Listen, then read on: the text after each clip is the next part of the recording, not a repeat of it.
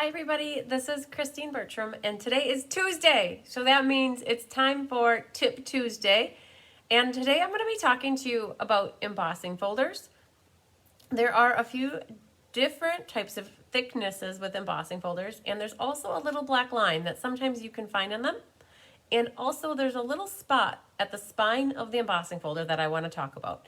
Some of you may know about these little tricks or these little nuances, I should say. Sometimes they feel like you have to think about that the embossing folder doesn't go all the way to the spine, and sometimes you don't realize there's a black line there. That's to help us. And so I wanted to talk about that and show you which plates we need to use with each of the embossing folders, because there's different thicknesses to the embossing folders. So let's flip down and I'm going to show you in the catalog where you can find the embossing folders and the plates that go along with them. So in the annual catalog on page 153 and 152, you'll see the information on the Big Boss and the Mini Boss. And there are plates and platforms and extra specialty plates that are used with them. And I generally reserve a set of plates for my die cutting, which we talked about a couple weeks ago about how mine are really loved. I reserve a set of embossing folders that are completely see-through and clear, and I keep those for my embossing. Sometimes I find that when I use my cutting plates for embossing, that these little lines, it's crazy, but I'm sure some of you know what I'm talking about. When you use cutting plates to emboss, you get those little lines in your paper. It's really weird. So on this page 153, you can find the Big Boss, the Mini Boss, extra plates in both specialty and the plates for both machines. And these two clear plates are sometimes used with embossing, and sometimes the gray plate is used. So one of these clear plates is thinner than the specialty plate. And sometimes you need to use both clear plates, and sometimes you need just one of the gray plates. This gray plate used to be sold last year as a blue plate.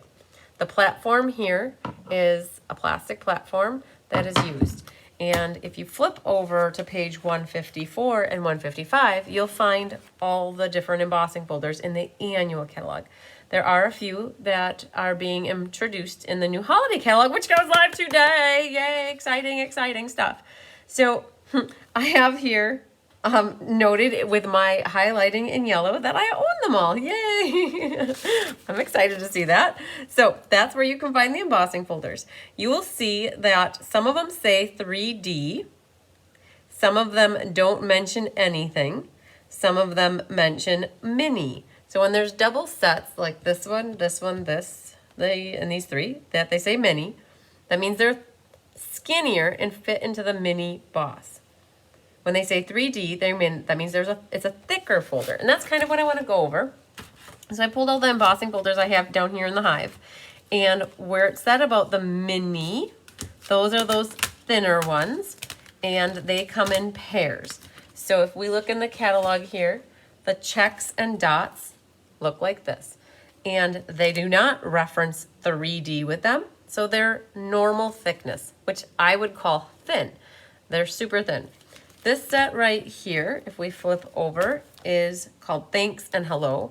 So there's words on these two that are in different languages that reference hello and thanks.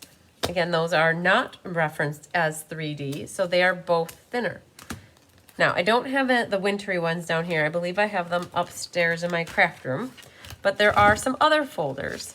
Like this one is called Brick and Mortar. Brick and Mortar, if you look at that one, it says it's a 3D folder. So when you compare the thickness of this one folder to this folder, I know it might be hard to see, but you can see that this one is thinner than this one, which is thicker. And this one has gotten eaten. It's gotten some nibbles out of it. That happens. So this 3D folder means that you need to use the gray plate with it. So this is a thicker embossing folder. If you try to put the two clear plates with your platform, it will get wedged and stuck and you will not be a happy camper. This is not the correct sandwich. When you have the 3D, you use one specialty plate, either in this gray or it used to be like a see-through blue, and you put it through like this. These are the right thicknesses to fit through the big boss. Now, I always tell people in class, and whenever I am showing it on a live, when you're putting it in the machine, you always want to put the spine through the machine first. It needs to go under the plate. Do not put it over. If you do, you're going to end up warping and curling your embossing folder a lot more than you need to. So that is a 3D embossing folder. So now if you look at this one is, let's see where you are. It's called Pretty Flowers. So this one is not referencing a 3D. So it is one of the smaller ones. When you have the smaller, I shouldn't say smaller, it's just the thinner, then you use the 2 clear plates and the platform like this. That's the correct sandwich. And again, spine first. So either in the machine this way, or you can put it in the machine this way. If you try to do this thinner folder with just one gray specialty or blue specialty, it will be too thin. It'll go all the way through the machine and not do anything. It will not imprint it. You need to have the 2 clear plates with the thinner folders. So let's make a pile. So 2 clear plates with a thinner. These 2 are thinner. These 2 are thinner. The specialty plate is for anything 3D. So the seashells. This Art in Bloom, which is, where are you? You must be over, I don't know. Where are you? Art in Bloom. Oh, Art in Bloom is not sold as a single embossing folder. Art in Bloom can be found, it was trickery. Art in Bloom is a hybrid. So it comes with the dies and embossing folder as one set. So, but it is, if you look at here, it doesn't reference 3D, but it is a 3D folder because it is thicker, just like these other ones.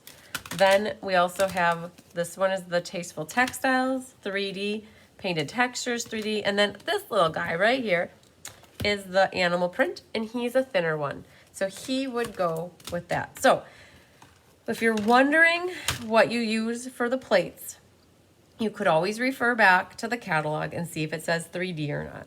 If it says 3D, specialty plate, doesn't reference 3D, 2 clear plates. So 2 other tips I want to tell you about embossing folders. So if you look at the embossing folder, they put a black line right here. They don't always do it. Don't ask me why, they don't always do it. But I noticed on this folder for the seashells, there's no line. That is an older folder. So, but this one is an older folder and it's on there.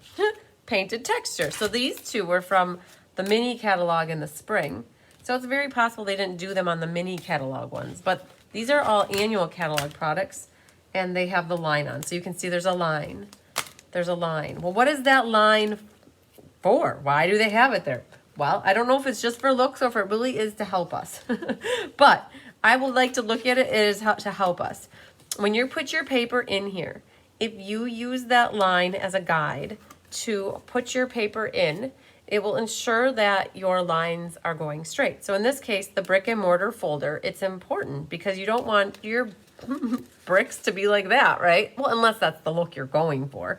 But if you want your bricks to be up and down that way or this way, put the line, put it right next to the line as a guide, and that will help. Same thing over here. So use this line as a guide. Well, you say, well, what if I don't want that section in the embossing folder and you want over here? Well, then you just got to work with it. And you have to eyeball it. But if you can take advantage of the line, use it. Another tip I want to tell you is that I've seen so many people in class over the course of my years of doing classes. I've watched them. They will take this paper and they will go right to the spine and put the paper in. And that's all fine and dandy. That would give you a nice straight edge here too. But look, there's no embossing right here. So if you're going for the look of having a clean margin, great. That's perfect. But if you don't want that clean margin, do not put the folder all the way into the spine area. Bring it back a little bit and then go for it. And you might take, like if you're putting something right here, you might want to see the whole Dunka, or if you want to see the thanks, move it over here. In this case, you will play with this embossing folder to get it embossed where you want it to. For this one, let's look in here. So if you put that all the way here, you can see there's no embossing. Don't go there. You're gonna not be happy that you have all this beautiful brickwork going on over here and somebody did not do the job over there and they didn't finish laying the bricks. Not cool. Okay, same thing happens with the animal print. Look, it's so easy to see it when you have it in there. There's no embossing right there. So just don't get that in your head that you need to go all the way to the inside. This one too. You would think that, oh, it'll work, but no, there's this line that it will create right there. So I hope that helps you guys with a little bit about embossing folders. I know sometimes they can be confusing on which plates. The other thing you can do is you can take a marker. Let's see if I have a black one. I do. Sometimes if you're not afraid to write on your products, they're yours. Do whatever you want to them, right? There's no name on these, so it's so hard to remember all the time. So I'm assuming that this is checks because the other one's dots. So you can take a marker and write on here checks, and you could put 2 clear as a guideline. You could write on there. So the other one was called dots. So you could name that one dots. Well, not name it, but just write it on. 2 clear. Then for this one, like this one's called brick and mortar. To help you remember, you can write on these. And then this one is 1 gray. Now if you, I don't know, does gray, is it G-R-A-Y or E-Y? I never know. Life is hard right now trying to figure out. You know how I'm going to figure it out? Just because I don't want to spell it wrong. How do you spell gray? With an A. Okay, I sometimes wonder if it's with an E. So gray. So 1 gray. Now I will warn you too that if you go through and label all of these with a magic marker or a Sharpie, they will sometimes get worn off and disappear. That has happened. And if you put this in the machine before this is dry, this ink will go right to your plates, because I've had that happen to me too. I was too impatient and I started embossing before it was dry. It will stain your plates because it's permanent marker. So that's another tip, is you could go ahead and label your embossing folders. I definitely wouldn't put stickers or labels on them with a label machine, because just running that through the machine often enough, it'll just get worn and the goo from the label will get gooey on your plates. So, but there you go. You could label your embossing folders. Some people maybe even get so creative. I know Naughty Nancy comes to my mind. She would do this. She would probably even write on here, because she's so organized, would be 149643 to have the item number on there in case you ever question that in the future. So, okay. So I think we went over everything I wanted to go with embossing folders. 3D versus non-3D, using the gray plate versus the 2 clear plates, the thinness versus the thickness, you not going all the way to the top, using the line and labeling it with a marker if you want to. You want to make sure you have the right platform. Do not use a magnetic platform with embossing. It is this regular standard platform.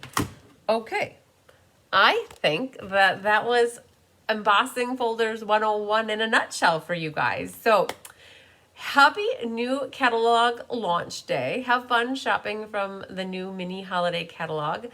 Sometimes it's referred to as the JD catalog, which is July through December. So if I ever say that, then you guys might catch that.